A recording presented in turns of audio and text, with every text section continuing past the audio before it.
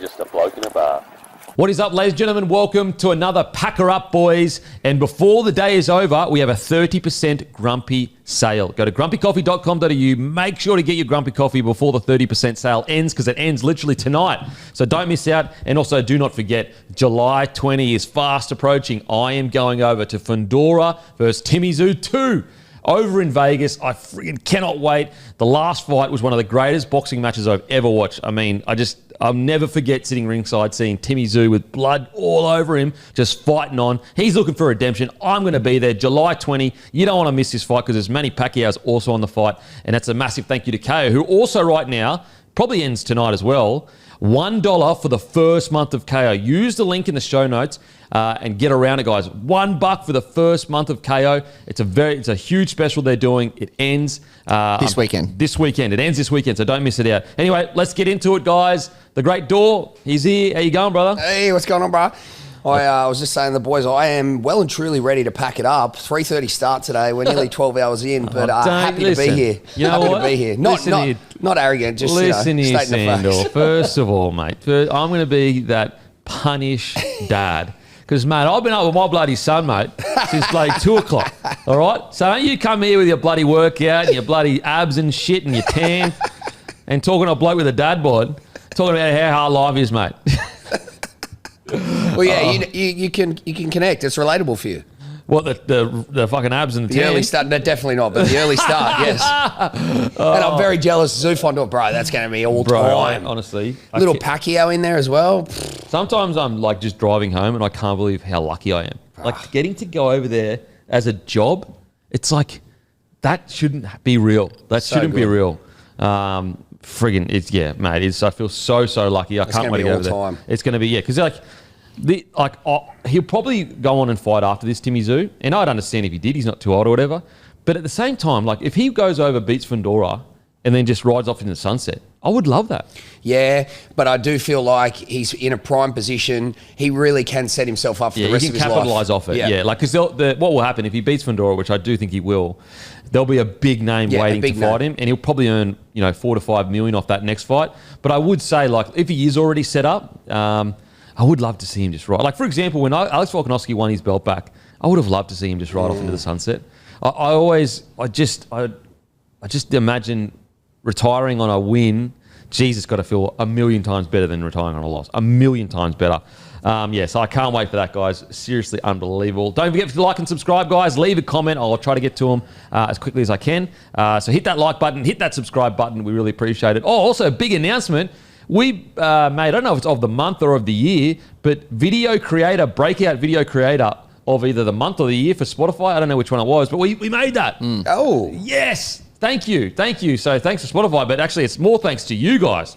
Thank you to all the support, because there's some huge podcasts on that list, so we really, really appreciate it. Matty, how you going, brother? I'm good. 3:30 a.m. I was actually the opposite this morning. I'm going away this weekend, and I needed to get some sleep in this morning, so I thought I'm going to sleep in this morning till about just before 9 o'clock. Usually, that's deep. It's I a cool like one. that. Yeah, and usually must nothing. Be nice. Yeah. Usually nothing happens before like Friday morning. So I was like, I'm sweet. I'm safe. The first 2 messages I get on my phone are you telling me Cobbo's leaving the Broncos, and then again, as I'm going to get a coffee, Cobbo's going to the Dolphins. I'm like, what the hell is going on? Apologies. No, not your fault. But crazy for a Friday morning. Sorry for bothering you, mate. I was already bloody doing my radio show this morning, mate. Sorry about that, mate. That's all good, mate. Fucking sleep in next time. Don't worry about it. My little boy, Rain. So at the moment, I have to sleep in a separate bed too because of the newborn, and like having them both in there. Because what happens usually with my son is I put him to bed, and he wakes up usually around about 3 or 4 a.m. and we bring him into our bed to sleep for the rest of till about 6:37. But now we've got our newborn next to the bed, so it's just absolute carnage when we've got both kids in. They've got one crying, the other one crying. It's just me and him in there, but he's been crook, the poor fella. So he had a bit of a fever last night, so it was a bit of a rough night. But hopefully he's all good now. Guys, don't forget the Mazda BT50. We're drawing it soon. www.bloke.club. We're probably going to be drawing it in the next week or two. So do not, once that's gone, I mean, I'll be honest, I don't even know if we'll ever get a car again. I can't even believe we got it. I'm seriously fucking shocked myself. So join the Bloke Club. That's all thanks to Luke Camilleri, LDC_01. Give him a follow. give him a message, all that good stuff. Thank you, Ashley Mazda. Okay, boys, Penrith versus the Bulldogs last night. And I tell you what, I had a few people a bit pissed off at me in the comment section in DMs when I've been negative about Origin and also the standard rugby league this year. Because I said I've been saying I believe Origin, the standard this year has been really poor. Some of the poorest Origin standard I've seen in a very long time. You're getting backlash on that? Yeah, a few people messaged me a bit upset about it. And so, I want to be clear. The standard not being high doesn't mean it wasn't exciting. It can still be exciting, but the standard not be high. Yeah. And definitely game 2 was exciting because of comeback, all that great stuff. But I do feel a little bit vindicated. Now, it's still subjective, so it's still just an opinion. I could be wrong. But I feel like last night showed you the proper standard of top-tier rugby league this season. It was an absolutely cracking game. That is what we want to see. It flowed well. There were some penalties. Obviously, outside of that one, I didn't think it was a penalty, the Toto tackle. Outside of that, I thought Atkins had the performance of his bloody life. I said the same thing. Performance of his bloody life. He's the inform ref. Mate, I'll tell you this right now. We are critical of refs, and, we're always here to, critique when they get something wrong. You also got to, if you're going to critique refs each week, we've got to come out and we've got to give them a rap when they get it right. And I thought Atkins, outside of that one call, I will say this, I understand why he thought it was a head high. So it's not even that bad of a call. It's a 50-50 call that goes your way sometimes, not other times. You've got to give him a rap when they do it right. He did it right. I just want to give Grant Atkins a massive rap because he was, I always say this, it's a paradox being a ref. The better you are, the less you are noticed. And so whenever we have good performances, you almost don't even realise there's a ref on the field. And so no one ever talks about them. No one gives them the rap. I want to give Grant Atkins a rap. Can we sneak him in for game 3? Oh, mate, don't get me started. Jesus, wild stuff. But yeah, bloody good performance from Grant Atkins. And he laid the foundation or created the platform for the players to put on the game of the season. I don't want to hear anything about any other game. That was the best game of rugby league this season. Flow of the game was top notch. And you can't deny that he contributed to that. Even put that call aside, I thought great performance. And even that call, I know some people are upset about it, but come on, cut him some slack. Happens like that. It did in certain angles, the thing is as well, is we're getting angles that the ref hasn't seen. So we're getting camera angles from down here, across here. The ref's probably looking at it from, you're probably listening audio right now, but from a different angle. And so I can live with stuff like that. I really can. Stuff like that is hard to call. He made his call. I think it's a 50-50 that goes your way either way. What do you reckon, Matty? I thought the first 20 minutes of the game, there was so much feeling in it. And he actually did a good job to keep the feeling in the game, but not let it kind of spill over. At one point, I think he spoke to Nathan Cleary and Stephen Crichton and was just kept running up to him. Yeah, and they were just like, boys, go away. What are you doing? Yep. I thought the game was reffed bloody awesome. It was my most enjoyable game of the year by so far. At the end of the game, I thought that was way better than both Origins. The one game I can maybe think of was Dragons Eels, but that was much better in quality. It was exciting. The quality was high. It was easily the game of the year for me. Outside of maybe the Raiders and the Storm, maybe the Warriors, but outside the Raiders and Storm, they beat every other team 13+, and both teams do that. Both teams for sure, yeah. Both teams are. Panthers are back. Yep. Are the Panthers back as in they're as good as last year or the year before? I'm not willing to say that at all. But are they back as a premiership heavyweight and a threat? Absolutely, they are back. And I know some Panthers fans like to say we were never gone. Come on, let's be real. The start of the year was absolutely you were diabolical last. stuff. Of course you were gone. Let's be real here. The Panthers are back. They're scary. They're looking ready to go. I think really the difference between the two sides was big game experience. I think the Panthers, when it got to that second half, knew that, listen, inexperienced sides, when they get to second halves in a tight contest, they get that kind of, it's not panic, but it's this high energy to try and score. They feel like we got to score, we got to close this game out. Because I felt like the Bulldogs were on top for most of the game, at least in the first half.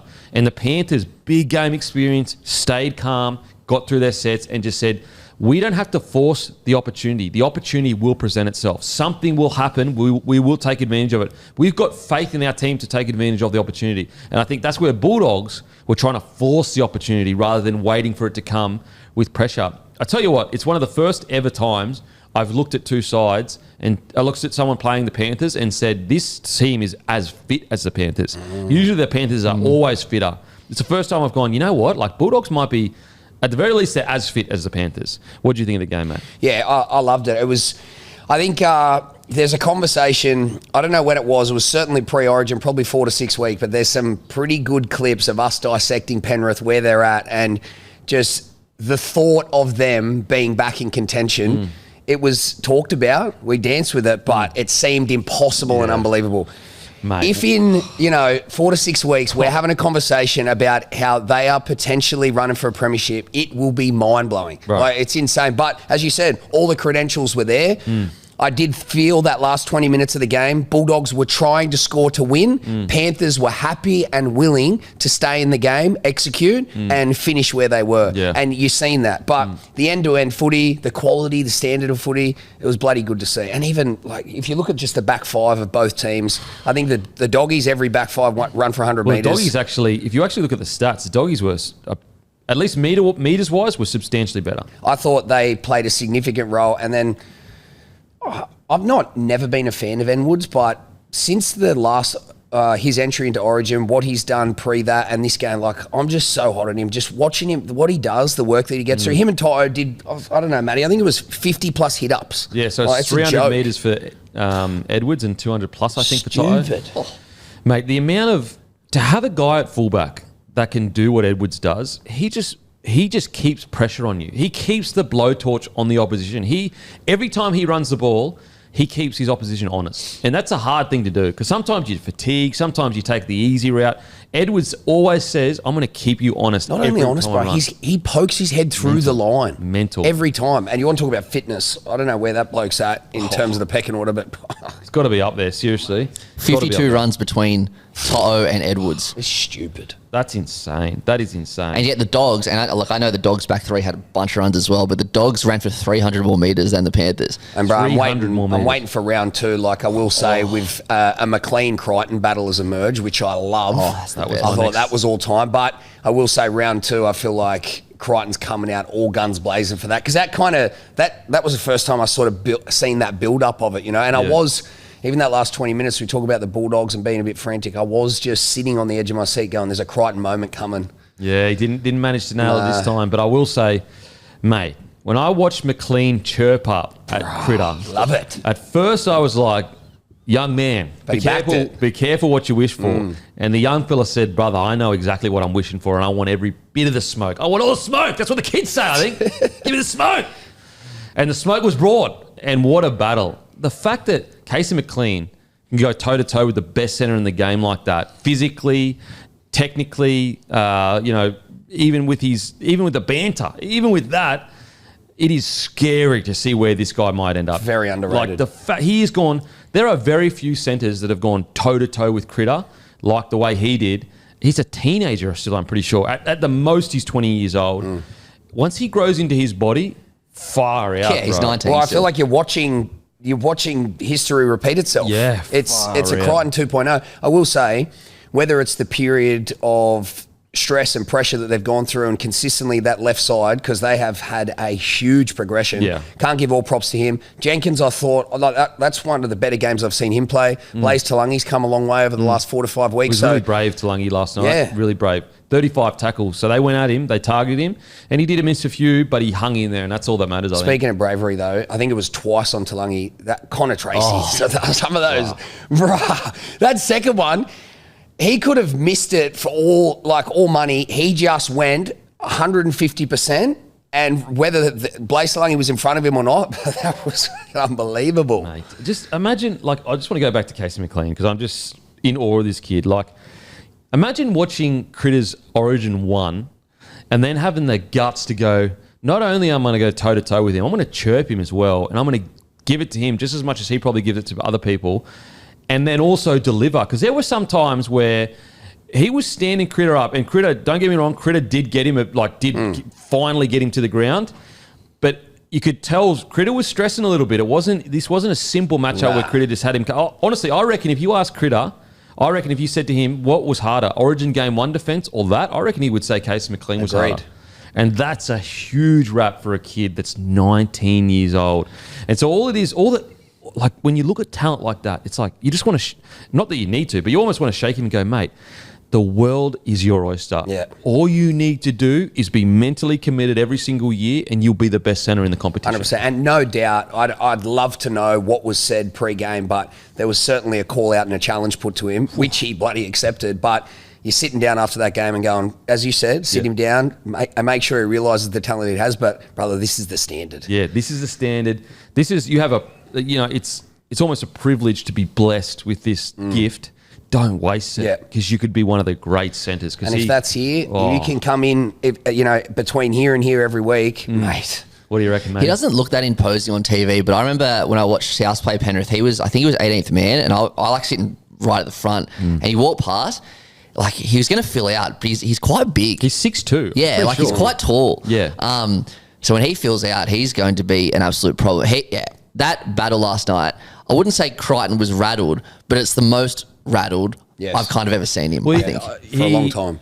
Rattles, you're right. Rattles definitely not the right word. Yeah, but he was on his toes. Yes. Like you could tell, he was like, "I need to be fully engaged in every second of the game. This is not going to be an easy situation." And that's the utmost respect you can give a young fella. To be honest, I thought it was a draw. Really, I thought it was a draw. And you might even be able to give Casey McLean the nod just because he's so young. Yeah, I'd give it to McLean because of that. But Crichton stepped up to the plate and backed it up, but what McLean did was special. So he's 187 centimetres. Yeah, so he's tall as. And again, Critters, like he's filled out a bit. He was pretty lean at Penrith. Yeah, for sure. Especially when he was coming through in his prime days. Like when Critter was... Remember when he, in 2020, I think that was his first full year, and he scored 9 games in a row. He went on that mad streak at the start of 2020. Casey McLean was 14 years old then. So Casey McLean's grown up in his teenage years, watching Critter be the man. Yeah. And then he did that last night. I reckon it was a draw. I reckon it was a draw, if I'm being, even with the age gap. Because when you actually... Stats? You look at the stats, Critter still friggin' killed it. Yeah. 19 runs, 206 metres, 83 post-contact, 3 tackle breaks, 13 tackles, only 1 miss. The reason I might personally give it to McLean is just because those 2 errors by Critter at the end. I just think that pushes McLean ahead just a tiny bit. So McLean was 15 runs, 133 metres, 56 post-contact, 4 tackle breaks, 18 tackles, only 1 miss, which is bro, what a performance. What a performance. The reason why I don't usually... One of those errors I'll count because it was he knocked it forward. The other one, I don't really...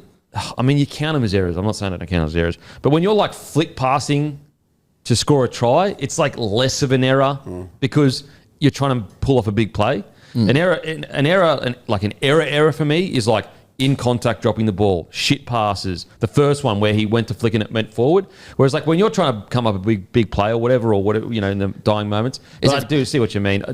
Critter usually ices those moments. Well, and that's why, and you probably make a good point. If it wasn't Critter, I probably wouldn't call it an error. Yeah. It's just that it was Critter. I'm just expect him to be the best centre in the comp. And I'll tell you what, if that little grubber kick took a left turn, we are having a very different conversation. Wow. That was hectic. Far out. What a game. What a game. It was the best game. Such a good game. I've got to say, where the Bulldogs lost it, it was the first 20 minutes after half-time. Too many errors. Just bad errors. Yeah. Just knock-ons and throwing the ball out. And I couldn't believe what I was watching because I'm like, boys, you're winning the physical battle. I felt like Bulldogs were winning the physical battle. I really did. And Panthers just said, this is what we want. Yeah. We've been here before, guys. We're good here. Yeah, we live here. We live in this here. What I will say, the game plans from both coaches, it was so the brilliance to watch it. So clearly, Sir Aldo's gone, listen, they love to play in the ruck. What are we going to do? We're going to play outside the ruck. And Panthers said, they're a bit small in the middle. We're playing through the middle. The intelligence by all of the Panthers players, anytime they identified a quick play of the ball, they'd scoot the next run. And I reckon Ivan Cleary's looked at that and identified that actually throws out the Canterbury Bulldogs system because what they're used to is, if it's play 3 in the middle of the field, they're not used to a scoot. They're used to one off the ruck, which gives you time to be fit enough to get back and up again. But if you're scooting immediately and tackle 3 in the middle of the field, you don't have time to get back up again, and all of a sudden you're playing catch-up. So I did notice a lot of scooting from the Penrith Panthers, which I think is a super smart game plan because how do you beat systems like that? You've got to mess the rhythm up of defence. And that's why to beat the Penrith system, especially with their outside backs, I always believe you've got to kick early because you've got to reduce the time of recovery for their outside backs. If you're kicking on play 3 or 4, it means instead of them having 60 seconds to recover from their last big hit up, they've got 50 seconds. And they might be able to do that for 3 or 4 times, but that 5th and 6th time, where you've got 50 seconds of recovery instead of 60 seconds of recovery, it catches up to you. And you actually found that in Origin. DCE used to do that a lot to New South Wales, where it'd kick early. Benny Hunt would kick early because it's all about... And it's a disruption, bro. Upsetting rhythms. And just a brilliant showcase to watch. I used to hate a random early DCE kick. It was the worst. Yeah, because like... our game plans are so finely tuned now. If they're upset literally by 10 seconds, that could be the difference between not a full recovery, but like most elite athletes in rugby league, if you give them 60 seconds to 2 minutes to recover, they're pretty much fully recovered. And so if you just chop that by 10 seconds, all of a sudden the lactic acid builds, the recovery's less. It's like anything. When you get into the gym and you start lifting light weights, the first 10 fatigue builds up. It builds up. First 10 you're like, oh my God, I could do 1,000,000 of these. You get to like 30 or 40, you're like, oh my God, I'm about to drop my hand. So brilliant. Absolutely brilliant from both coaches. And now, look, I tell you what, Ivan Cleary's sitting there going, it's 2-0. The master has beaten the apprentice twice. Now, granted, he has a better roster on paper, but he built that roster. I got a question. Whose defence do you reckon held out stronger yesterday? I reckon the Bulldogs. Because they made so many errors. Yeah, I agree. And I just feel like the Panthers, I know the Bulldogs had more ball, so I think they had like 6 minutes more ball, but I feel like the Panthers had more field position. Thoughts on the impact of the switch at hooker and Galvin coming on? Did it make an impact, yes or no? Look, I understand people's frustrations, but I think it's a bit of an easy out. Like if you're going to blame that, look towards the error count first, because if you actually, in the first half, they both completed 100% for like the first 20 minutes. And if you look at their completion rate for just the second half, it was like diabolical, the Bulldogs. I think that's much more of the problem than bringing Lachie Galvin on. And what about the impact it had? If you had your time again, does that shift work positively, or could it have impacted the game? Mate, look, maybe it was, for this specific game, maybe it was better to leave Marnie on and Sexton at 7, maybe. But I applaud Serraldo for going, I'm trying to win this game, but I'm trying to win a grand final. So I need Galvin on the field as much as possible with this rotation working. I think if he didn't do it, it'd actually be short-sighted. They've only got, 10 games max until the final series starts. Probably not even 10, it's probably 8 games to play together. He needs Galvin on the field as much as possible so that, or at the very least, he needs to test that rotation as much as possible so we know whether it works. And so I actually think, I can understand people pinpointing it, but I think it's an easy cop-out to say that was a problem. They were making errors way before Galvin came on. They got 10 games after this. So they got 10 games to make it work, or at least 10 games to work out whether this bench rotation is exactly what is going to get them to win a grand final.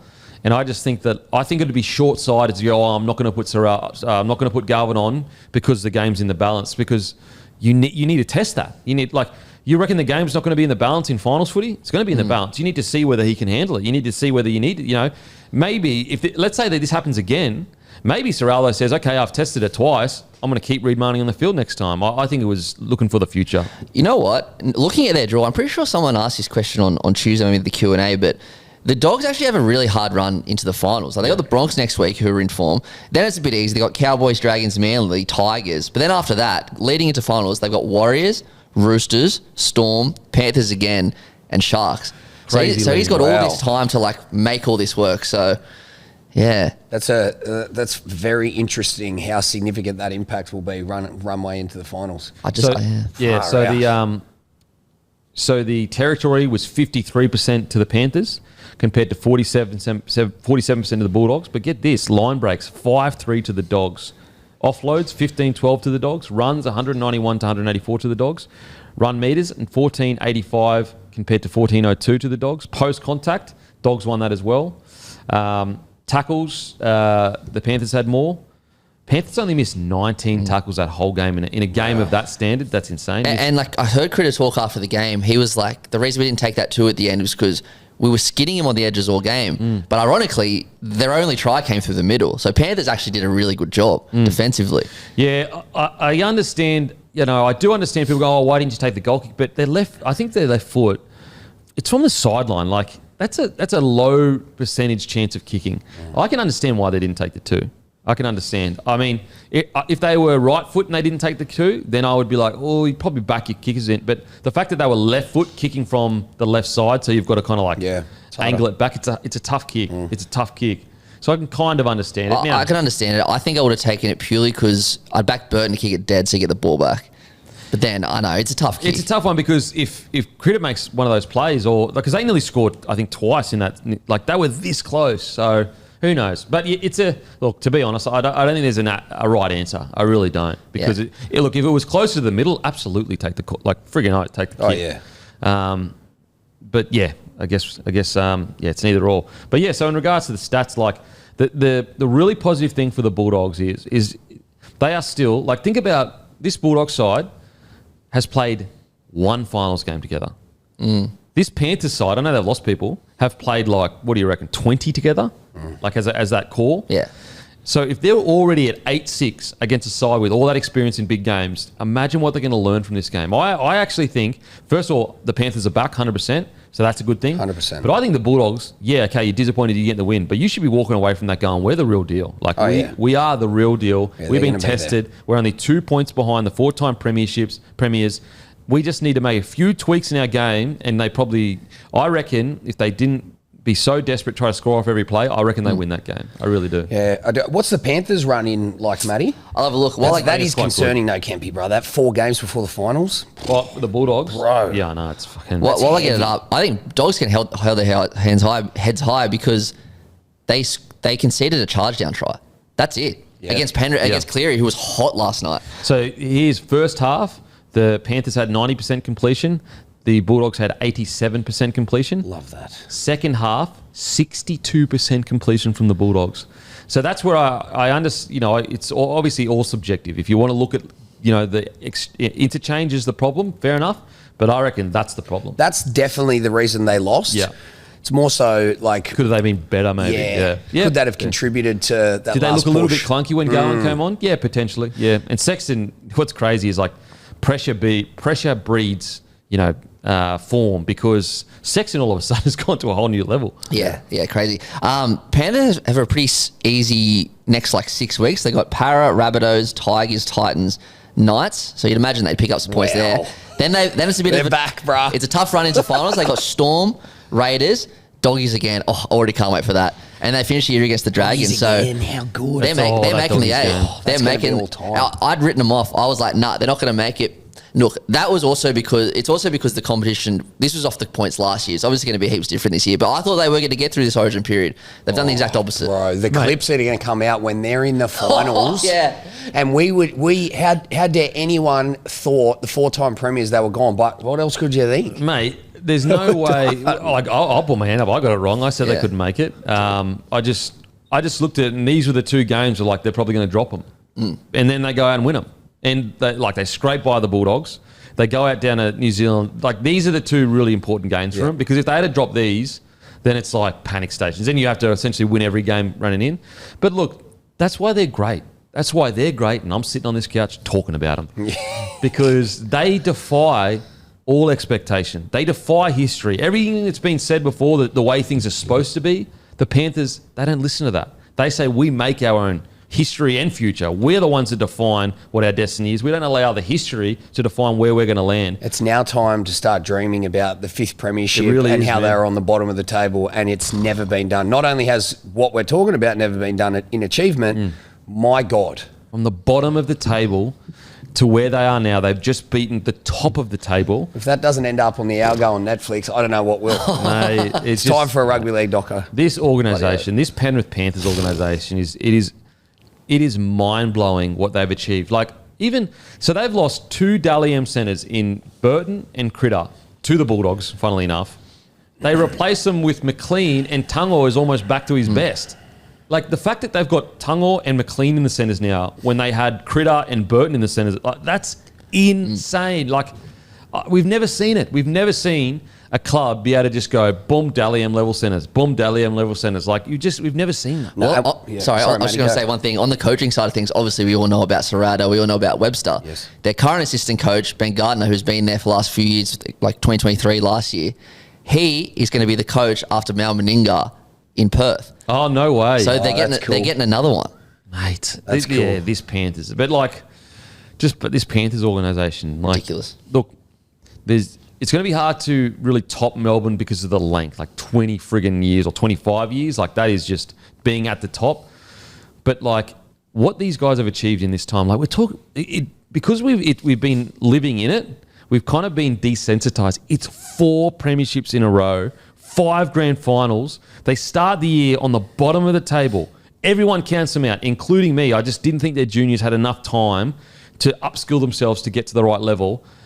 And then they still defy expectation. It is just amazing. And to your point, Kemi, what I was going to say, we have seen players develop at these clubs, maybe over a season or two, but not within a season. Within a season. Not within the middle of the season, have the players go from here to here. Mate, Blaze Talangi couldn't even make the side at the start of the year. Right. Yeah. He was playing centre in reserve grade. And I wrote him off. And so I'm sitting there going, I was even sitting there going, Penrith looking at Blaze Talangi going, oh, maybe this was it the right recruitment? Dumb. What a dumb opinion to have. Obviously the right recruitment. McLean, I was looking at him going, all the talent in the world, but is he going to be able to train enough by the end of the season so his defence is sorted? Dumb. That was wrong. Like, what else? Like, just so many dumb shit. Like, Jenkins gets pulled from local league, becomes one of the better friggin' wingers in the competition. Right. Idiot opinion from me. Like, it's just wild. It's just wild what they're achieving. They're like Edwards, he looks a bit banged up, he looks a bit tired. Dumb opinion, comes out, runs 300 metres. Oh, Cleary, he was a bit quiet in game 2. Comes out and does the charge down to score the match winner. Like, I dropped Edwards from my game on Origin team. Bro, these guys are... Yeah. What an absolute idiot. These guys are just amazing. Just absolutely amazing. Like, Toto, once again, another incredible performance. Like, Toto was like getting strapped with an injury halfway through the game. Little knee injury as like, well. bro, I get once again, just defy expectation, defy history. They write their own path. They don't let any history dictate as to what... They don't let history limit their greatness. They just don't. I tell you what, I hope he's all right. That'll be a huge loss if he's not there for game 3. Toto. Oh, yeah. Mate, honestly, he could play with one leg and he'd still probably friggin' run for 150 metres. So true. He's just so good. He's the greatest winger of all time. Like, and just all the other players, like, just that forward pack. Like, the funny thing is like, they're such a good side. When you look at their forward pack and you look at the stats, and you didn't know anything about rugby league, you'd be like, this forward pack is like pretty bang average. But their forward pack is the most unselfish forward pack to ever play the game. Not just now, to ever play the game. The only person in that forward pack that ever constantly racks up good stats is Yo. Outside of that, it is all about the team. Like, even Leota, was it his first run? It was his first run. It was the first run of the game. First run of the game, yeah. once again, and obviously you never want to see it, but wins that physical battle. Like, must be the bloody Samoan Uso power. Must be the blood, the Samoan blood. Me and Matty were discussing it. It's actually physics. Yeah, it's physics. Mate, it's that warrior blood in his body that just wins the physical. Like, anytime he's been questioned of like, Leota, look at his stats, he's not as good as like, or whatever, he just goes, yeah, but I'm going to win that. The battle that we all talk about is the most important, the physical one, I win that. I'll never forget Leota's performance against the Eels, where Eels came into that grand final with his red-hot forward pack, these big dogs that were like just dominating teams. Leota comes out and just goes, fucking do it, pulls off a bunch of hits, does that, gets to the Broncos grand final. Everyone's talking up this Broncos forward pack. They're too big, they're too powerful, they're too much of athletes. And then Leota just goes, I'm going to level the big dog in your side. He is a special beast. Yeah. Mate, honestly... He goes under the radar slightly too. Mate, he absolutely does. But he is one of the best hitters in the competition. Super consistent. Like, super consistent. And as I said, he always wins the physical battle. I can't remember a time where I've watched Leota lose the physical battle. Remember the Paddy Carrigan bump grand final 2023? It's like... Bro, this guy's just... Are we there too, Kempy? Are we happy to say Brian Toto, best winger of all time? Yeah. Easy. I agree. Tell me another winger that stats come even close to him. He's changed the game. He's changed the position. Like, you basically need to be a front rower on the wing these days. And also, he's a great scorer. Like, he's at 9 tries so far for New South Wales. The best is 14, I think. I think the best is 11. Oof, there you go. Yeah. So he's definitely going to break that. Like, so... It'd be one thing to be like, oh yeah, he's a great finisher, so he's going to score the most tries for New South Wales. It's like, bro, that's not even his best facet of his game. That's not his best attribute. Yeah, and yet he's going to have that. He's a special talent. Like they were missing Scotty Sorensen too, which obviously is a big out. Yeah, so just hats off to them. What an incredible performance. Unbelievable. I thought Luke Garner had a really particularly good game. Mate, I would love the Broncos to go after Garner. Get him on our edge. I would love that. Far out. I want to. We spoke about it a little bit before, but I just want to give a shout out to Blaze Talangi. He was brave, man. Then I know he had a couple of errors in that, and you got tackled and try saved or whatever, but he had 31 tackles, and he never stopped trying. He never stopped putting his body in the front of the attacker. And sometimes with young fellas, when they get to their 25th tackle and stuff, they start arms tackling. I'll step out of the way and I'll just try and grab him. He didn't do that, which I really, really like. Listen to some of these defensive stats though. 40 tackles, only one miss. Mitch Kenny, 64 tackles. Jesus. Liam Martin on an edge, 40 tackles. Isaiah Yeo, 51 tackles, one miss. He's an animal, bro. These guys. Luke Garner, 39 tackles, 0 misses. He was so good. And he saved the try as well. He was awesome. This is their front row stats. 7 runs for 59 metres for Leota. 29 tackles, only one miss. And then Lindsay Smith is 12 runs for 92 metres. And so, we're also obsessed with stats in rugby, stats. You would look at that and be like, geez, I had a poor game. And it's like, bro, we don't give a shit about that. Our stat is the W at the end of the night. That's all we care about. And they just nail it every single time. What about Cleary just finding another way to win games? A charge down. What's he kept saying? He's like, have you ever seen Cleary charge down? A charge down. And the smartest. As soon as Sexton goes to night, he identifies that Burton is definitely the only kicker and he decides to charge down at that point. Super smart. So smart. What a bloody performance. What a bloody performance. He's meant to be injured, Cleary. He had he was hot last night. He was very, very good. Yeah, win for footy that game. And you could see how much it meant to him as well. You really could. Panthers, what a performance. Just trying to look at some of these guys off the bench. They're just all doing their job, to be honest. Liam Henry, I thought he was quite solid. 13 runs, 104 metres. Really good performance. Well done. To the Bulldogs, as I said earlier, I would not be disappointed. I'd be disappointed for Bulldogs because the game was there to be won. You could have won it, all that stuff. Yes. But I wouldn't be disappointed. You are ready for a premiership. It's just a matter of a few things clicking going your way. That's to think how far they've come. And what's really interesting, in the press conference after the game, Serraldo goes, we've made a lot of progress. First game, they pumped us. Second game, we showed some fight. And he said the third year, we've gotten close. And it just shows you how much it means to him. He's keeping track. And it is. It's a really good barometer of when he first arrived, getting pumped, to second, I think they lost 20-10 in their second game that they played, to now a 8-6 tight clash. That is truly, if you just forget everything else that's happened to the Bulldogs and you just look at those 3 games, that is how far they've come. Yeah, great measuring stick. Yeah, literally, they've gone from getting pumped by the champs to nearly beating them by 2 points. I remember they lost 16-10 because I'll never forget. 16-10, because I had Panthers -6.5, so I'll never forget that result. Did I have Panthers 1-12 on? I can't remember. I can't even remember what I had. Please. I think I did. Or maybe head-to-head. I went safe.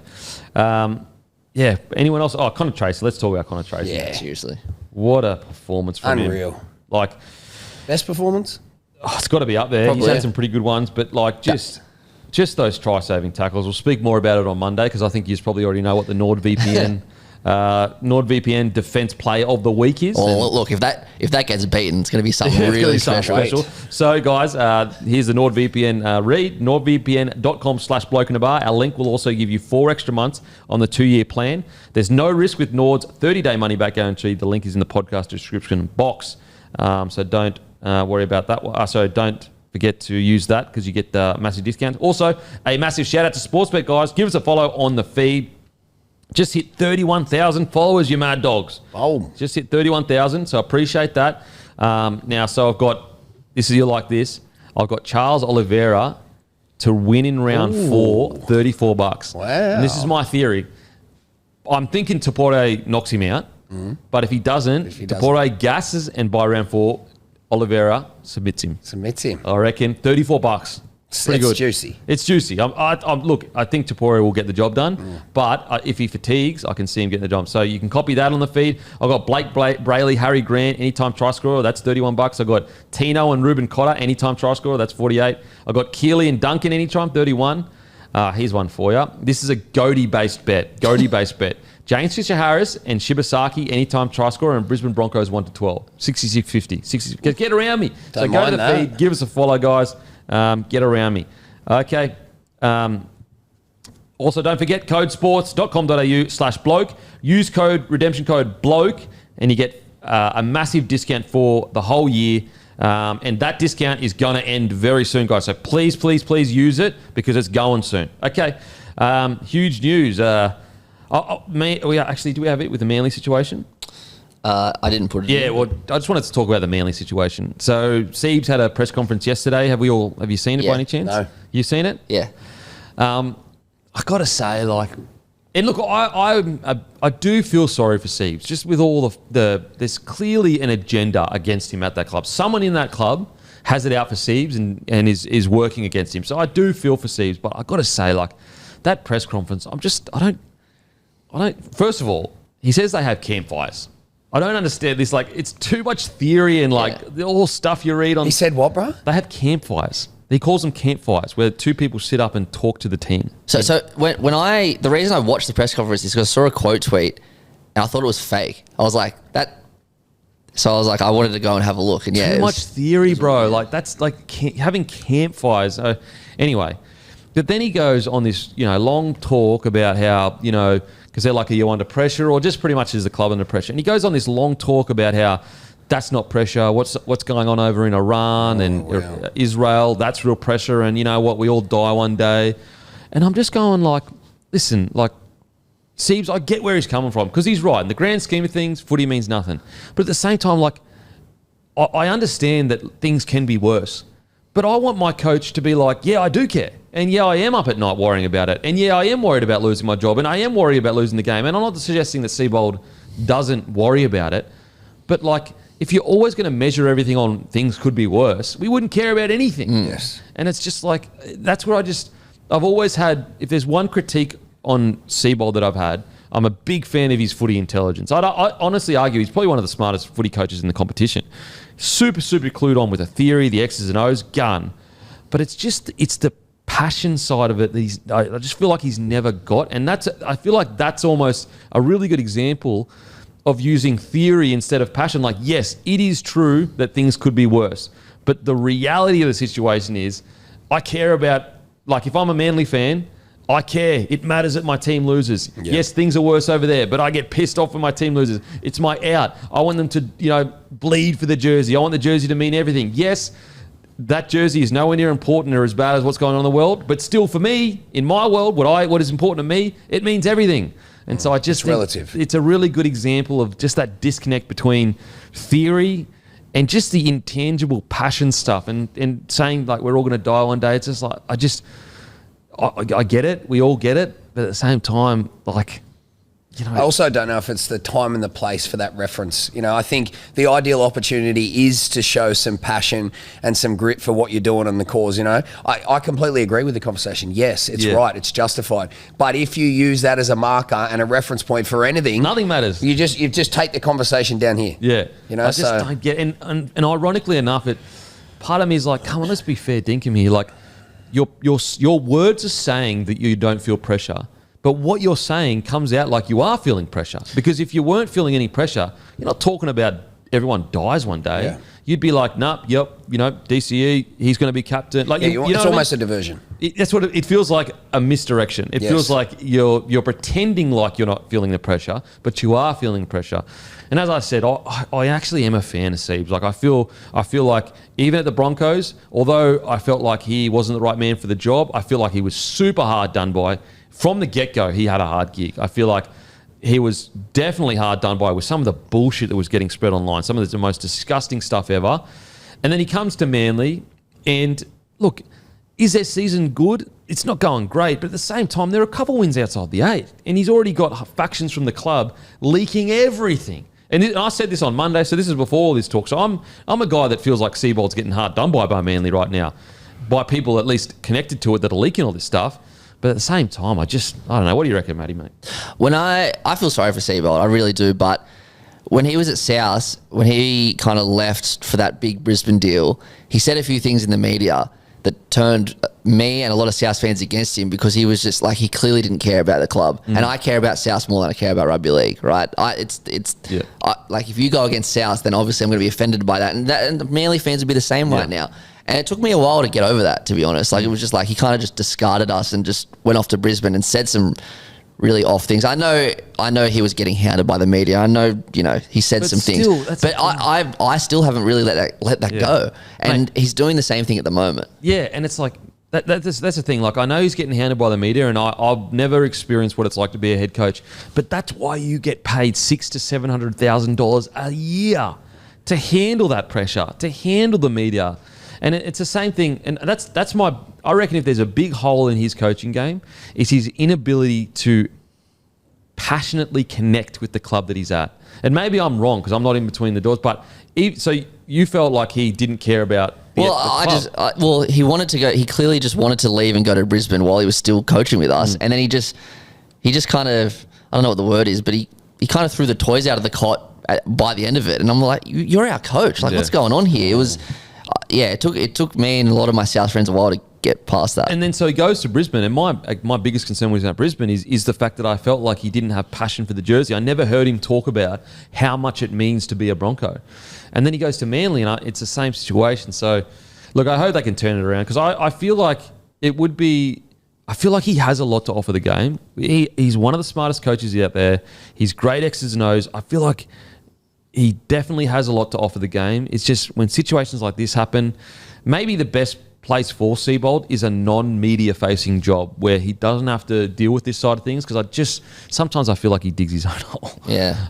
If I'm a Manly fan and I hear like, life could be worse, I'm like, yeah, I get that, bro, but I care about I want to win games. Yeah. I love my club. Yeah, and those attributes of the leadership role of a head coach may not be best suited to him, but if he is sound on the tactical and strategic side of the game, I mean, it's always going to be perceived as a step down and a bit of a backwards to your career, but maybe that's where he's better suited in that supportive role. Like, for example, when he said in the same quote, I think he said something like, listen, if I'm gone from here, I'll still be able to feed my family. And I'm just like, I don't want my coach saying that. I want my coach going, read the room, bro. I love this. I love this club, and I want to do everything I can to get a win. Like, here's a good example. Like, for all of Kevy's faults at the Broncos, and he said some pretty wild stuff on the way out about, we're still making the finals, all that kind of stuff. But can you doubt how much he cared about the jersey when he was talking? No one doubted about it. All his focus was on was loving that club and getting it to as best as he possibly could. That gets you a long way. It gets you massively along. Like fans, it resonates with them. Yep. Even Demetrio, like I know it ended terribly at South, but like South moved to Hefferon, and he got the whole squad overnight to walk to all the different junior clubs in the South Sydney area, and local juniors like told stories to the wider squad. Like he did really, really like that's things South fans really appreciate. Yeah. So that's just an example of Demetrio. Demetrio as well. And when I heard his press conferences, even when he was, pretty much a dead man walking, he was still like, I'm going to turn up, we're going to work hard, we're going to get through this. Like it wasn't. So, look, I understand it's easy for us here in our critics' chair to say, oh, you should have done this, you should have done that. We're not in the pressure cooker. We don't even know a single day of what it's like to be a head coach of a club. Especially when you've got all these factions in the club trying to friggin' undermine what you're trying to do. But yeah, I just thought, oh man, I am such a fan of Steve's, but sometimes he just makes it hard for himself. Not for me, for himself, in my opinion anyway. What do you reckon? They win? Tigers, now that Luai's out, lock it in? Manly? Yeah, Manly win. If they lose, what do you reckon happens? He'll be gone within 2 weeks. I honestly reckon if they lose, he might be gone that week. Yeah, maybe. Yeah. Like, just because of the Luai. Like, if they lost with Luai, I'd be like, yeah, okay. But if they go out and lose... At home, too. At home without Luai, I actually reckon... Especially when you look at the quote from Mestrov that a few weeks ago. I know he's walked back from that, but it was pretty bloody. So, hopefully they can turn it around. I actually... I know all jokes aside, with all the boys and with Tom and Eddie and that, like, I love Manly. I think they're such a cool side. Cool blokes, place them in like super exciting footy. Got some of the most exciting young players to watch in rugby league, so hopefully they can turn it around. It's hard to understand the footy that's getting tossed up with that lineup, to be honest. It's strange. To be honest, I reckon. I think they were in my top 4 this year. They were in my top 4. That's how much I highly rated Siebes. I thought he was gonna. I thought he got that first year. was his first or second year last year? Second year last year. So he built something nice that got him into the finals. I thought he would take that next step. Unfortunately, he didn't. But all good. Okay, Selwyn Cobbo signs with the Dolphins. Brought to you by Good Day. Go to begoodhealth.com.au. Grab your Good Day. Interesting. A little birdie let me know that the only club he wasn't allowed to be released to this year from the Broncos was the Dolphins. So, the Broncos were like, okay, if you want to explore your options elsewhere and there's someone that will take you now and you can get the agreement done, we might be able to let you go. But the only team that we're not going to let you go early to is the Dolphins, which I get it. That's a rival, bro. 100%, and especially how the Dolphins are tracking. He's come through your juniors as well. You're paying him an absolute mozza of a contract. But the Dolphins get their man. I am super intrigued with this one, though, because Wolfie is known as a super hard taskmaster, just like Michael Maguire. And, talent is not an issue for Selwyn. It's how committed is he to, being a professional athlete week in, week out. And I just wonder if, what... Surely they've had this conversation to the Dolphins of, what if he doesn't fully commit, So that's my biggest concern. The positive, though, that back line, if he's flying, stop it. Might be one of the best friggin' back lines in the comp nearly. Him, Herbie, Hammer at the back at his best with Bostock, Asako. Oh, jeez, that's one of the best back lines in the comp. That's lovely. So him and Herbie in the centres, stop it. Far out. Now, obviously, there's a lot of ifs, we know Herbie will play good. Hammer, there's ifs there if he hits his form, but yeah, it's... One thing I will say about that little analysis with the coaching and being a hard taskmaster, I do get the vibe and feel, and you might say the same thing, Kempy, you pick up on things, but I feel like his man management skills seem to be top tier. So although Wolfie might be hard, if he can get that out of a player, that almost becomes insignificant. So who knows what the conversations have been, but I see this connection that he has with the players, and maybe that's a skill set. And we know that although it's very underrated and not very consistent across the board, there's nothing better than having a great coach that connects with his players. And you've experienced it with Wayne. Yeah, it's a good point. And look, as much as, they try to say Michael Maguire is eased a lot, him easing is still hectic. Yes. Whereas I think, although Wolfie is a hard taskmaster, maybe he's better with younger players potentially. I'm not sure. We don't know. We're not in between the four walls. What I will say, guys like Katoa and that have gone to a whole new level under him. Whole new level. Because you can be hard, but you can be respected. Yeah. And that that's completely changes the perception. You will do anything for that person. Yeah. I hope he kills it. I really do. I can see him in a Dolphins jersey. Where do you expect him to land? Man, I didn't think he'd leave Queensland. There was a chance of South, just the Wayne Bennett thing. I just thought, look, if there's one coach that he's going to get the best out of, it's South. So I wouldn't have minded South, but again, I do know he loves Queensland. He wants to live there. He loves his home, which is understandable. What do you think about the 1 year deal, though? It is a 1 year deal. 1 year deal. Isn't that a steal from the Dolphins? Holy shit. What a smart deal from the Dolphins. So you don't think Perth has any chance in 27? If I am Perth, I'm waiting to see how he goes at the Dolphins because there's no way I'm signing him now, at November 1, because, it's just his consistency. If you put him in a 3 or 4 year deal, you don't know what's going to happen. But what about the strategy from Cobbo and his manager's side? If there's a play there too. If I'm the Dolphins, though, I'm actually confident in my club, though. I'm going, listen, if you want to take that big wicket, that's fine. That's all good. We'll have you for the year. If you play well, good for us. I think the Dolphins they're becoming a very confident side, a confident club, in what they bring to the table when it comes to players. I love it too. Yeah, I think that's as smart as anything from the Dolphins because, look, if you got him on $500K for 1 year and it doesn't work out, that's not huge. And whichever direction you look at it, Perth, Dolphins, the rest of his career, Cobbo's on notice. Yeah, absolutely. He's the one that needs to come to the table and perform. I'll tell you what, the fact that he couldn't get a 3 year deal, or maybe he could, I don't know. Maybe. But it seems like he couldn't unless he's looking at it the only place I want to go is somewhere in Brisbane. But very strange that a guy of his talent didn't get a 3 year deal. Smart from the Dolphins. So, yeah, I think it's good for everyone. Good opportunity for Cobbo, fresh start. good opportunity for the Dolphins. Don't forget, guys, grab some Grumpy Coffee from grumpycoffee.com.au. End of financial year sale. And also make sure to join the Bloke Club because we're giving away a Mazda BT50. Okay. And Menulog's hungriest player. You know what's crazy? What's insane? So I was told Iyongi is wrong. Yeah. So I caught Yongi. And then I literally got a message from a guy that I'm pretty sure lives in Tonga. And he's like, no, it is Iyongi. Okay. So it is Iyongi. Iyongi. Who said you're wrong? Well, so I've been getting all different people going, it's Iyongi, it's Iyongi. Then someone was like, it's Yongi. And yet here we are. Getting told again. I'll try and find the guy that sent it to me. Getting corrected again that he's like, nah, bro, it's actually, okay, yeah. As your resident Tongan translator, Iyongi is pronounced E-Y-O-N-G-E. So Iyongi. Whoever told you the other translation is wrong. So it is Iyongi. There you go. Iyongi. It's from a Tongan translator, guys. Yep. From your... Official. Well, I don't know if that's actually his job, but I think he is. I don't think he's actually a Tongan translator. But he sent me a bunch of messages like Fine Fuyaki. Like he's actually helped me with quite a lot of different pronunciations. So I've backed him. It's a trusted source.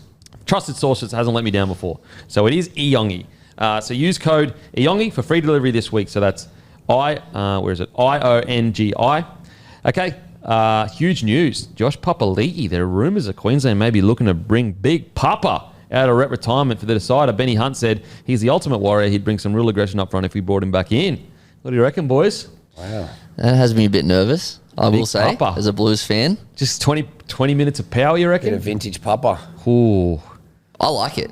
From a Queensland perspective, I really, really like it. I think that's exactly what they need. Look, I'd definitely be picking Jairo, and I'd definitely be picking Horsburgh, but Papalii, he's been there, done it. He's a Queensland Hall of Famer probably if in one day. Yeah. I reckon he will be. So back to that nostalgic piece, there's something just inspiring about bringing back someone like Papa who has been there, done it, and just inject that Queensland into the blood for Game 3. Just get the boys rolled up. Yeah, I reckon. Big Papa. What do you reckon? Yeah, I love it. I mean, and he's one of the few Queensland forwards that reputation precedes him, where the New South Wales forwards go, don't get me wrong, they're not going to go easy on him at all, but every one of them respects him and goes, like, he's a big dog. And so I'm going to be on my game. Whereas I think that some of these New South Wales forwards look at some of the Queensland forwards and go, you know, they respect them obviously as blokes, but they don't fear them. Mm-hmm. I do think there are some New South Wales forwards that go, you know, fucking Papalii, he's a problem. He's a problem. So, yeah, I don't mind it. I will say I still am really confused at the selection process from Billy this year. Like, the Arrow Horsburgh one, it's just been so...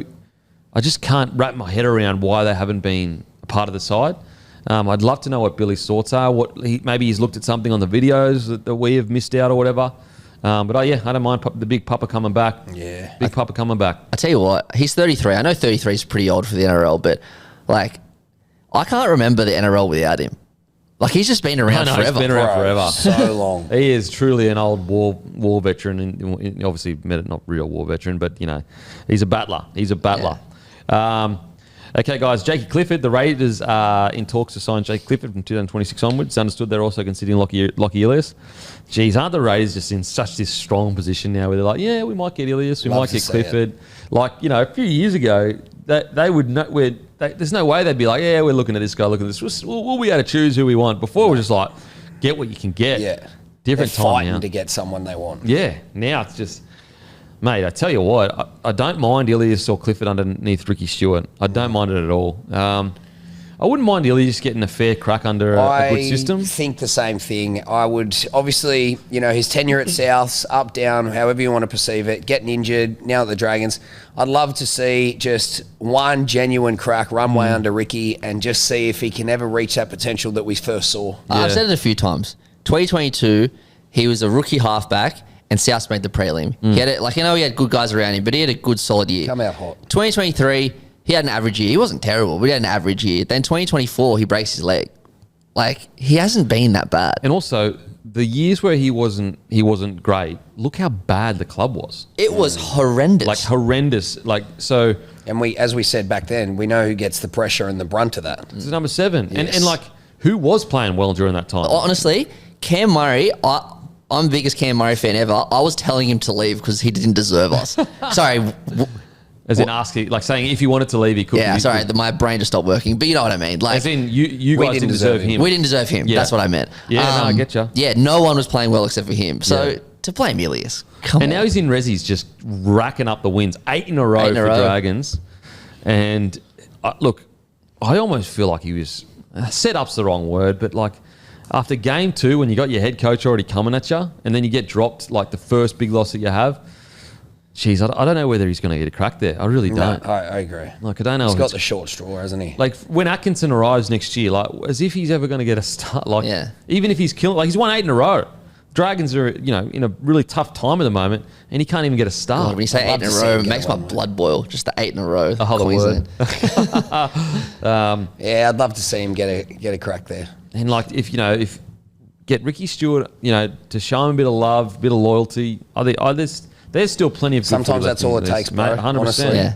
100%. I'd love to see him down there. I think the Cowboys should re-sign Clifford. Mate, I don't get this weird relationship the Cowboys have with Clifford. He comes in, they're playing good, they're winning games pretty much. They lost 1 or 2 under him. Then he gets put back into Resi's, but now he's getting called back in, but at the same time they're not going to re-sign him. It's like, who have you got there that is so good, there's putting wins on the board that you can afford to let a guy like Clifford go? I just don't get it. Like, I know Purdue was a gun. I get it. So Dearden to 7, him to 6. But, mate, he's still 19. He's got so many years to be the 7. Or 6, sorry. Exactly. Like, he's got Mate, you could have him there for 3 years and he'll still be 22. He'll still be 22 and he can be 6 then. And just, like, let him be a centre for now. Like, we were talking about him being in the Queensland squad 2 months ago. And now, he's been okay, Purdue, but definitely not Queensland squad talk, that's for sure. And that's not his fault. He's been thrown in the deep end. Maybe he wants to be there, I don't know. Mate, put him back to 6. Let Clifford lead the boys around. Put Dearden back to 6. It's funny how it's funny how they've named Clifford at 6 this week and Dearden at 7. I don't think it'll make a difference, but it's just funny that they've done that. It's almost like they can't admit. Yeah. Like, they're too stubborn. Definitely a 6. He's going to blow like a 6, guys. So we'll see. But anyway, guys, KO Sports, Fox League exclusive games this round are the Sea Eagles versus Tigers, 6 p.m. Broncos versus Warriors, Saturday, 3 p.m. Dragons versus Eels, Saturday, 5:30 p.m. Dolphins versus Rabbitohs, Saturday, 7:50 p.m. Storm v Sharks, Sunday, 2 p.m. And the FIFA Club World Cup is underway. Every game of the tournament is live on K with only a few games left in the group stage. The likes of Real Madrid, Manchester City, PSG, Chelsea are the ones to watch in their run to the biggest prize in football. But UFC 317, Topuria versus Charles Oliveira on the main event. And then on Sunday, Jake Paul takes on Julio Cesar Chavez Jr. at the Honda Center, Anaheim. California, available on main event with KO Sports and Days End. And don't forget the $1 for the first month. Limited offer. It ends very soon.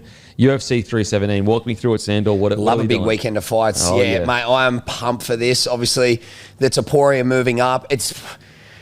You definitely can't just pick a winner. I'm very confident, like yourself, that Topuria will get it done. But, God, I can't wait. And he's not that big for that weight division at all. And it's funny, like, it seems to be spoken about a lot. It's whether it's him or his camp constantly putting out about how he walks around it this way. And it's like they're trying to justify that he's so much bigger than he is. But the power that he has, I'm just so excited for this fight because it kind of just sets up the next. Islam. Yeah. I will say, like, he actually... I think he's fought at 155 maybe once before against a really tall opponent, and he might have got dropped, I think, from a knee or something. So, mate, Bro, you cannot write Charles Oliveira off. That's what I mean. And I'll go, like, yes, he did knock Max out. First bloke ever to knock Max out. But Max was having some success as that tall, rangy fighter. And so the fact that Charles Oliveira is $4, I think that's way too wide. He's definitely in it, but I'm very bullish on Topuria. He's something special. He's special. And the concern I have for Oliveira is at times he can stand really square and he's definitely hittable. Like, his chin is unbelievable, but like some strikers that are nowhere near on Topuria's level have been able to, hit him. Yeah. I will say Topuria's boxing is like maybe a million light years better than the next best person in boxing. Yeah. His boxing and his head movement is, funnily enough, it's average for boxing standard, but for MMA standard, it is friggin' elite. Yeah. Elite. And on the same note, hopefully we can see Kai Kara get it done. No. So Pantoja versus Kai Kara France is the co-main event, and this is it. This is it. I think, if he falls short here, it's going to be very hard to find his way back to a title fight. Oh, man. It's going to be interesting. Out, don't blink. Pantoja's a volume fighter, super fit. He's going to take that fight exactly where he wants it, but Kai Kara is the one that has the opportunity, has the power to and the ability with that one punch. So I'm excited for that one. I'm super excited, and that's like if Kara France was just a worse version of Pantoja, because Pantoja is just volume. Very different. It's kind of not. There's no point because anything can happen. But if there's one thing that can beat a volume fighter, it's a lights out guy.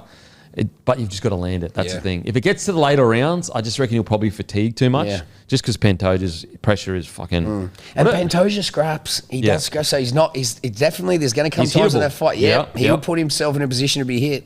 What about is it Merab? Merab, isn't it? Merab against Mate. That cardio is nearly unseen. Is like next level stuff, mate. He's honestly like he wins fights purely off cardio. Like he is just all day in your face, not gassing. Like he is the kind of guy that unless you have knockout power, you will not win. I don't think most people can truly grasp. Oh, no. Like I know you've trained and we've all played sport. And maybe you've had an opportunity. I don't think you can truly grasp what it takes to be at that level of intensity for that long. Bro, I don't care how hard you think you train.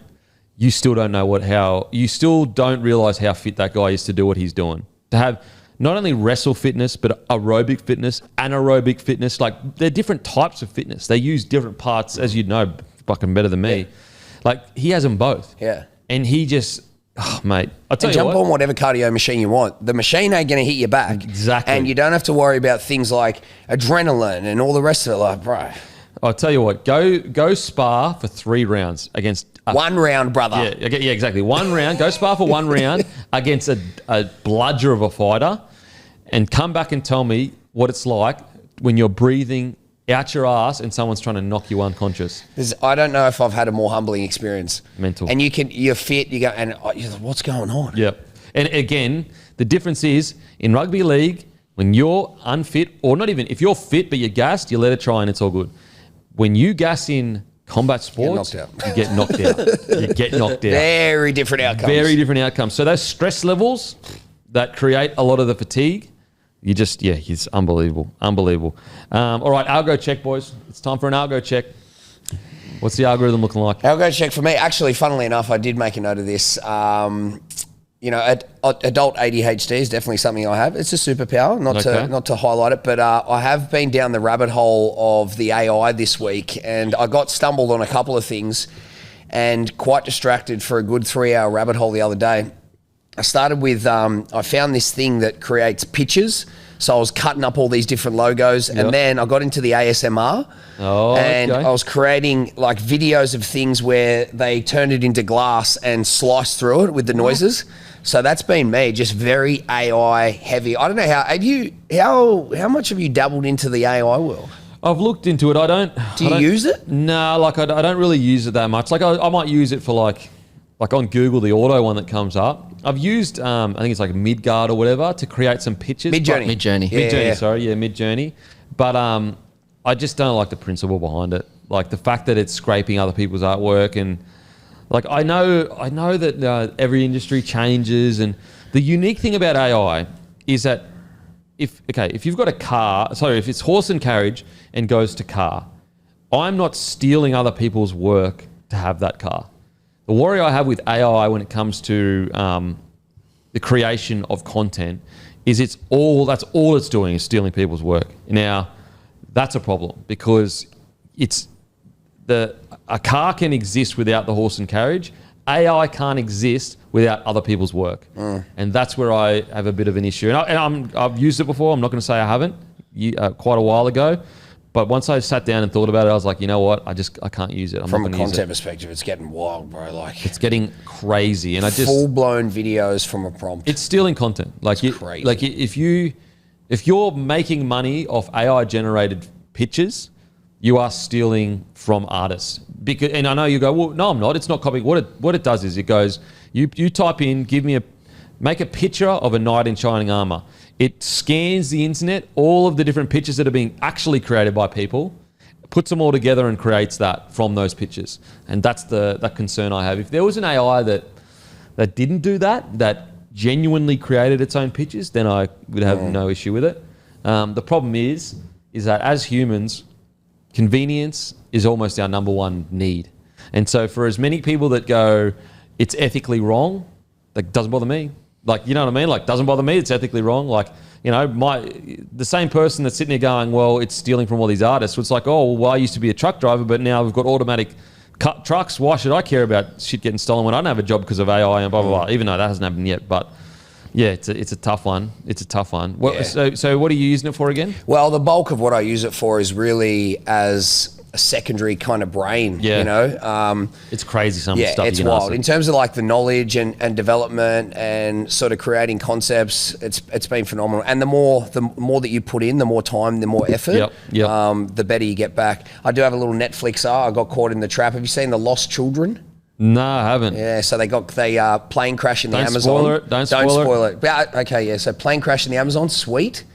And then 3 kids, and they're in the Amazon. I don't know what happens. Is it a true story? But I do know what happens. Yes. It's a true story? True story. Okay. Which is... When did it come out? It's gangster. I don't know. It's quite recent. But it was really good. I don't know. Maybe it was because I needed to find out what happened. It just kept me going. Okay. But... How many episodes? No, it's one full length, okay, yeah. okay, But when you see the time period, you'll be like, there's no way. Okay. Netflix have some good docos on at the moment. They got the Osama bin Laden one. I'm watching a Diamond Heist one. Yeah, the Osama was good too, boys. Osama was great. Osama was mad. I finished it last week. It was hectic. You know what's so weird about us as humans? Like, it's like so, what's the word? Uncouth to watch 2 humans having sex with each other. But we will constantly watch humans murder each other and not give a fuck. You know what I'm saying? Like, here's a documentary about this young girl that literally got murdered. All right, let's watch that shit. Oh, that's entertaining. But what's worse? Watching someone get murdered and talking about it, or watch 2 people having sex? You're right. Like, I seriously, I started I forget her name. I've only just started watching it. The couple that went across America in the van and the boyfriend, the piece of shit, like one of the worst stories of all time. I just started watching that, and you're right. Like that's on Netflix for us to watch. And you're getting entertained by it. And look, I'm not fucking, I'm not championing fucking sex on TV. Else, I'm not championing like we should all be watching 2 humans having sex. But like here's and I'm not always saying the industry. I'm not talking about guys at all. I'm just talking about the ethical strangeness of how willing and how culturally desensitized we are now to watching documentaries about humans being murdered. It's bizarre. It's a very strange... It's amazing how the perception is decided in some way. Like, it's okay to do that, but not that. Yeah, well, I think it started as like, in a good sense, where people are like, no, this is information that people need to know about. Like, you know, for example, let's say 20 years ago, the first documentary about a murder had come out. I'm sure the documentarian was like, people need to know this, so that if this happens in this, like if it's a stalking boyfriend, if it's this, they need to know the things that can happen. We need to get this victim's story out there so it never happens again. It's gone from that very good intentions to where's the next murder we can talk about to create money from it? Well, I'll tell you, at 13, when I was watching the videos that you are describing, there's things that I needed to know as well. So, and see, look, you know, as long as it's consensual, no one's getting hurt. Hopefully, you know. So, what about both? Well, that's weird. You're getting weird now, mate. You're getting fucking weird. You're turning into a lizard brain now, mate. He's going lizard, going reptilian on me now. So dragons are real. But anyway, that's my ethical question of the day. Why are we totally desensitized to that? And it's fine. So I don't really like watching horror movies that much, especially. I'm not a fan because it's like it's the same story, bro. But also, like, I just imagine being in that moment of fear and desperation and it scares the fuck. I'll tell you what has changed. Once you have kids, some stuff you just can't watch anymore. Yeah, you want to. It just rattles the fuck out of you. Out of sight, out of mind. I get it. It absolutely rattles you. You don't want to believe that can happen. Yeah. What's your Argo looking like, Matty? Oh, mine's pretty dumb this week. Me and the boys are going up to the Newcastle races, and like most of my friends like live out of Sydney, so it's very rare that we all get together. So we've just been sending each other those dumb like when the boys get together. When the boys get together reels, like the boys getting together for beers when they're out of their prime. So like I'm just getting fed all those ones and I'm enjoying it. Love that. Okay, when the boys get together, so a lot of hangover memes getting thrown around. Yep, a lot of like old wrestlers coming out, and it's like when the boys get together and they're well out of their prime. It's just Has anyone gone overboard when the boys get together? Or you don't have to say what it is, but like gone like, wow, bro, that meme's a bit too hectic. Yeah, we've actually got a group chat that only we restarted. It's called Absolutely Cooked Reels. And that's the last thing I'll say about it. Oh, wow. He's getting cancelled soon. I'm not a part of any of those WhatsApp groups, I tell you what. I don't want to get cancelled, none of that shit. Did you imagine if everyone had to release their worst either WhatsApp group or just worst text conversation? There would be no one that didn't. Like very rarely could you honestly say you haven't said some cook stuff in the past or whatever. Right. Like there would just be no one left. I think the world would change. It's it like really an would. unspoken law. Like, and it's happened. Even in the footy world, it's happened. It's happened. Like we're private the conversations. Boys chat. Wow. Oh, right. You don't want to go near there. Fuck me. It's radioactive. Oh. Yeah. What has it been in mind? Look, I'm still watching a few Andor season 2 video essays at times. I'm also watching a recent drama about Pirate Software. He's a big content creator, and there's a movement called Stop Killing Games, and basically what it is that there are some video game making companies that when they release a game, they either make it always online or at some point, let's say they've got servers up and they're paying the servers X amount of dollars per month, and let's say a certain amount of people stop playing the game, therefore they can no longer afford the servers. So the video game making company shuts the game down. But the moral dilemma with that is I paid $60 for that product and I no longer have access to it. That's not fair. It's like if I buy a movie and a DVD, you shouldn't be able to take that off from me. And so there's a movement that says stop killing games. And basically what it's asking is every game should be essentially patched where even if the video game company wants to shut the game down, they create an environment where you can still play that game offline by yourself if you want to. Yeah. Anyway, this Pirate Software guy has been anti that, even though he should be pro that, and he's been a dick, and there's a lot of negative talk about him. So that's what. That reminds me of I remember years and years and years ago. I think it was Bruce Willis. He had like, I want to say millions, but I'll say hundreds of thousands of dollars of purchased music. Yeah. And he was like, this is my music. I've purchased it now. It's like, well, you don't own it. It's crazy. It's bullshit. It's crazy. Outside of that, watching a documentary from the GOAT, the guy called Skill Up. He's a video game. He's an Aussie too. He's a video game reviewer. He's the GOAT. Absolute out-and-out GOAT video game reviewer. And he released a mad documentary of this game that recently came out, Claire Obscure 33, I think it's called. He's the GOAT, Skill Up. Absolute GOAT. You guys wouldn't know him, would you? No, sorry. Not idea what you're talking about. Go. Absolute best video game reviewer ever. I believe you, though. You know that one person that creates content when something happens, you're like, I fucking can't wait to hear what they have to say about it. That's what Skill Up is. That's mad. He's what a the rep GOAT. to build. He's the GOAT. And he's an Aussie too, which is mad. In one of his recent videos too, actually, in the documentary, he's interviewing a woman that moved to Australia, Sydney, and when he's talking about it, he mentions the para eels, and I was like, "That's my goat. That's my goat." Yes. Okay. So that's what I'm watching.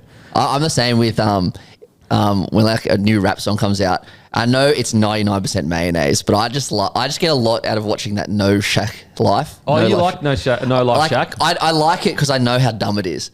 The only problem with No Life Shack is like I feel like he puts it onto like. Well, that's what I'm saying. Yeah. But he's just a bit too much for me. See, I like Vibe Villa. I like John Denton, and who else? The Law Twins are pretty good, but Vibe Villa is probably my favourite. John Denton and Vibe Villa are my favourite. Try Vibe Villa. You'll like Vibe Villa. Sweet. They're awesome. What's really good is seeing the journey of like your favorite content creators. Yeah. Like when they start like in their car or some shitty mic, shitty camera, And then like over that 5-year period, they get into a studio, everything gets better. They dress better, their haircuts, everything. You can tell their life's gotten better. And I'm always like, fuck yeah, bro, that's so good for you. Do you reckon that guy who's in his car like yelling that emotional stuff that you did on the DMP a few weeks ago, do you reckon he'll upgrade to a studio? No, because I don't think he gets paid anything. I think he just does it taking the piss. He's got to be taking. Let's get his latest one up. Let's see what he's been doing lately. Okay, so what is it? Emotion in Life, is it called? Emotion. Sandor, get ready for this. This is it reminds me of you, areas. What an insult. She is afraid, and she's not afraid of any fucking woman or man alive. Wow. She's afraid, though. She's afraid of herself. She's afraid of herself, and no one gets it. Everyone thinks fear is something to do with something outside of you. Holy. So you can escape. It's the lookaways and look at camera for me. It's inside her fucking head. It's her own reflection staring back at her. And he's just got, bro, heaps of them. Everyone thinks that woman is so fucking strong. But she's not. You should do videos like this, bro. Broken. She's Can you broken, imagine? bro. She's broken. You know her. You think you know her. You don't. Fucking don't. You don't! Is he blowing up? Yeah, he's But for not the reason they may think. yeah, but I personally think it's all a piss take. No. No, I reckon it is.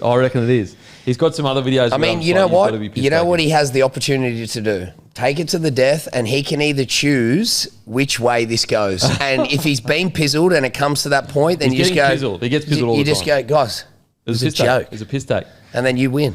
Mate, just imagine walking past, watching him film that. And he's yelling at his camera, God, forward. It's heavy. Yeah, great stuff. Okay. Okay, Manly versus Tigers, boys. What are you going? Manly. It's got to be Manly. God, mate. Surely fucking Manly. Knights v the Raiders. Raiders. Broncos, Warriors. This is a tough one. This is a good and I'm one. excited for it, but I have tipped the Broncos. Okay. I tipped the Warriors. Okay. What about you? No, Bronx. Dragons, Eels. Jesus. I tipped the Dragons. I can't tip the Eels without Moses. Yeah, it's tough. Yeah, even though it's they got the very job tough. done last week. Dolphins, Rabbitohs. Dolphins. South. Storm, Sharks. That was way too fast. Storm. Titans, North Queensland. I've gone the Cows. Cowboys. Alrighty, that is us done and dusted. Make sure to give the great door a follow. What do you anything coming up at the moment, mate? What have I got coming up? Nothing special. Follow the old door. Get around him. Get around him. How many days are you in your 100? I think we're up to 19. Have you? It's not. You don't have to do 10 slides every day, though, do you? No. You do as many, just as long as One it's... post each day. Yeah, as long as Are you it's seeing your engagement, everything go up? Yeah, bro. Works each day. Crazy. Like, Just so I'm posting. posting probably 3 times a day now, realistically, with just other stuff. I think it's up to... I'm getting around that 1.5 mil on the dashboard. Fuck yeah. Yeah, so that's pretty cool. That's mad. And like learning a lot, having fun with it. Yep. Little Seeing what creative works, outlet. what doesn't work. Yeah, it's cool, Yeah. bro. It's something I've wanted to do. Alrighty, grab your grumpy coffee before the sale ends, and don't forget to join the Bloke Club at the Mazda BT50. All thanks to Luke Camilleri. Give him a follow, LDC_01. We are drawing it very, very soon. Don't miss out. Join the Bloke Club. It's completely free. Plus, we've got a bunch of other stuff we're giving away. Coastal Letting Co., a $2,200 worth holiday, 7-day holiday, thanks to Coastal Letting Co. Get around it. Join the Bloke Club. And as usual, I'll go and fuck myself. Thank you. Imagine what you could be buying instead. For free and confidential support, visit gamblinghelponline.org.au.